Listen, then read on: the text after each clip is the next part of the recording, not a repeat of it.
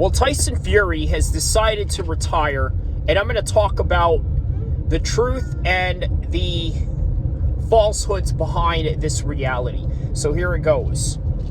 Tyson Fury is going for a negotiation tactic, very similar to what Jon Jones has been doing with Tom Aspinall, and as a result, possibly getting his close to 25 to 30 million, maybe under 20 million deal to fight Tom Aspinall, to perhaps risk it all to fight Tom Aspinall. That's the reality of it. Maybe I'm going to title that along with the Tyson Fury retirement headline, but nonetheless, is it true? There's some reality to that. Also, I think Tyson Fury can easily be content with the way that his boxing career has gone on right now. You see, in his mind, he believes that he won that fight, and there's good reason to believe that he's not lying or capping on that end. But that's not the official statement of the entire matchup. The entire official statement is that he lost, and he lost convincingly to Alexander Usyk. And as a result of this loss, he doesn't really need to go any further into his career. In other words, let's say if he had won, he doesn't need to go and fight Martin Bakole because they're going to pressure him into doing so. They're doing that to Usyk. He doesn't need to go fight the likes of, who's an upcoming heavyweight right now? Zhang. He hasn't fought Zhang. There's a lot of names that he hasn't fought. But right now, he could say that he went out on top, if not number 2 or close to number 1, based on what he perceives as a split decision. Okay? So that is the career trajectory of Tyson Fury, and he's happy and content with that. He's never really been undisputed. Had he won this fight against Alexander Usyk, he would not have been crowned undisputed. Can you imagine that? Well, why not? And the reason for that is because one belt was dropped, which I believe was the IBF, from Alexander Usyk to Daniel Dubois. And it creates a whole different narrative of who the best heavyweight in the world is. Because imagine this, okay? Many people thought that Dubois had beat Alexander Usyk. We've talked about this several times over and over again. But he's not the real champion right now. It's Alexander Usyk on paper. So there is a possibility of a matchup like that going down the road. And guess what?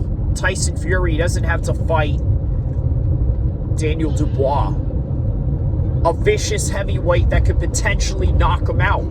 So this is the best time for Fury to retire, or if not, just retire for now. Do what Prince Naseem did. Do a homecoming fight. After Prince Naseem lost to Barrera, he came back and did a fight against a nobody, and that's what Tyson Fury is ultimately going to do. And then, by the end of it, at last, ride off into the sunset. And you know what? I think one of my favorite topics to talk about in mixed martial arts is retirement. Because there are many guys that don't know when to quit. There are many guys that stay a little bit too long. And there are many guys that actually retire just right on time so that they don't suffer long-term consequences that render a lot of fighters that really have suffered the worst end that combat sports can offer.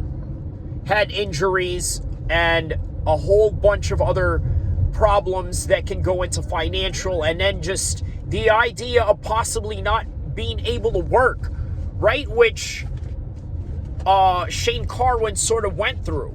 So again, there's a lot to think about when it comes to combat sports and whether you should continue a career long past your expiration. And there are many guys that have decided to retire at the right time in terms of, I'm still fresh, I'm still at my prime, like Khabib, like Floyd Mayweather, like Joe Calzaghe. That is why they had the perfect careers, and George St. Pierre. And then he came back one more time and then left and vacated the title. So, again, probably messed it up for a lot of guys, because now many people can't just come in here, win a world title, and then leave and vacate it, which is ultimately what George St. Pierre has been doing.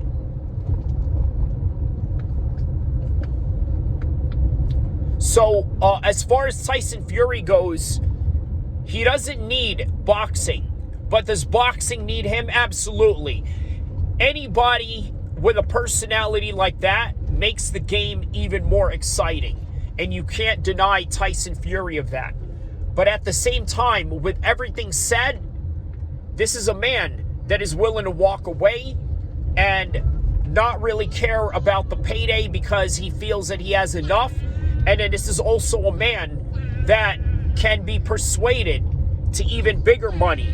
And maybe that is what is going on in this particular case right now. But on any event, let me know what you guys think with the Tyson Fury retirement situation. Is it real?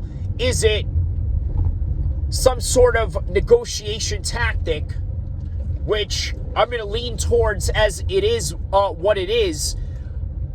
Or is it maybe a man that is content with his career from this point on and moving forward? That is it. Like and subscribe. See you guys in the next content. Inshallah.